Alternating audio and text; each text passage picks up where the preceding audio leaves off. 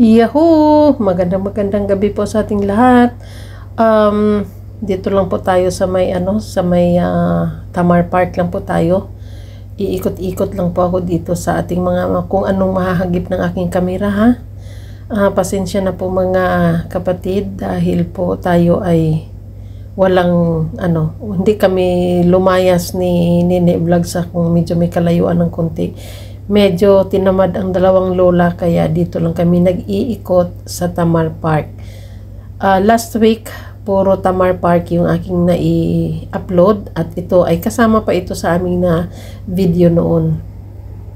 Tapos, kung mapansin po ninyo hanggang matapos itong video na ito, wala po akong nahagip na Nene Vlogs dahil pala, ang akala ko'y sumunod sila sa akin. At ako naman ay tuloy-tuloy na naglalakad. Iba pala yung pinuntahan nila. Dahil si Nene Vlogs nung time na yun na magkasama kami sa panahon na ito. Kasama din namin kasi yung pinsan niya. Kaya nag-enjoy sila dun sa kabilang side. Ako naman, di ko naman akalain na hindi sila sumunod sa akin. Kasi ang sabi ng taga-Maniho ni Amo, pumunta ka doon malapit sa malapit doon sa tabing dagat, sabi niya. May maganda doon na maganda daw na view, sabi niya ganun, or mga yung parang ganito nga ng mga basta sa tabing lang ito, daan lang.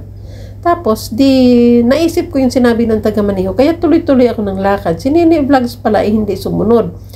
At hanggang nung na sa puntang dulo na ako, nung tinignan ko talaga sila pa sa likod ko, wala sila. Kaya sabi ko sa isip-isip ko, baka hinanap na ako. So, ang ginawa ko, pagkatapos ko doon hanggang sa dulo, bumalik ako. At hindi nga ako nagkakamali. Tinanong, ang sabi na nung pinsan niya, baka iniwan ko na daw sila. Baka umuwi na ako, or baka may pinuntahan na ako. Tapos, sabi ni Nene Vlogs daw, hindi naman yun, hindi yun aalis. Imposible naman lalabas yun sa park na hindi magsabi sa atin. O diba, naiwanan ko pala sila. Iba yung naging way nila. Kasi sabi ko, doon tayo dadaan papunta sa lulusot tayo sa ang tawag nito, doon sa may malapit sa Philippine Embassy. Tapos yun ang napag-usapan namin bago kami pumasok dito sa park. Kaya nung sa katagalan na parang siguro naka 20 minutes ako, o kulang-kulang 20 minutes akong pumunta rito. Tapos hindi na nila ako makita. Pumunta na sila doon sa kung saan yung sinabi ko na doon kami lulusot papunta ng highway. Tapos pagdating nila doon, wala pa rin ako. Kaya yun, nag-iisip na sila na baka umalis na daw ako, umuwi na ako. Tapos since naglubat na rin ako, naglakad na ako pabalik kung saan ang aking sinabi na doon kami magkikita. Ayun nga, malayo pa ako, nakita ko na sila, o di ba?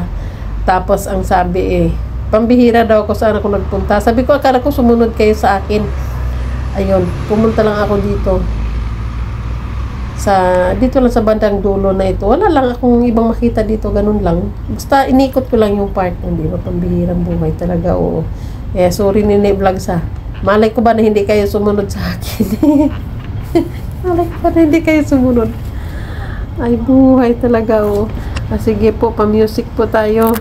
At ako'y sumusuot-suot dito sa mga kung ano-anong mga nakikita ko dito sa park. At medyo medyo mayabong na yung mga damo, oh. Kasi nung time na ito, tuloy-tuloy yung ulan. Kaya siguro hindi nakapagkat sila ng mga damo. Kaya ganyan hahaba na yung mga damo. Paglabas ko dito, nung bumalik na ako doon sa hindi na madamo, kawawa yung sapatos ko, ang dumi-dumi. Humihira talaga. Kita nyo na nga po, wala naman talagang katao-tao. Kaya ang akala ko nga din, hindi pwedeng pasukin ito. Ang nag-alanganin pa akong pumasok dahil wala nga tao. Humihira naman kasi. Ayan, ito lang yung nahagip ko dito. Diba, wala lang pong kabuhay-buhay. Ayan, sige, manood lang po muna tayo. Sige, dyan po kayo at dito lang po ako tayo manonood sa akin. Walang kakwinta-kwinta na ginawa. Iniwan ko pa yung dalawa kung saan sila naiwan. Tuloy, naghanap sila sa akin. Sorry naman po, Nene Vlogs.